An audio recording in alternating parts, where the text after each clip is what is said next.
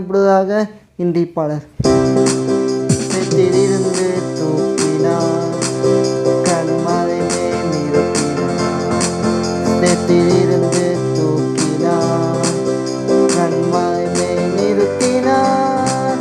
பாவமான வாழ்க்கையை மாற்றி தந்தாரே, இன்பமான வேளையில் இன்பம் தந்தாரே.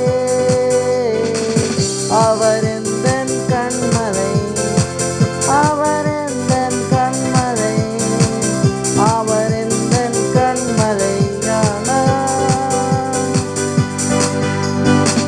இன்றைய வசனம் சங்கீதம் 42:3.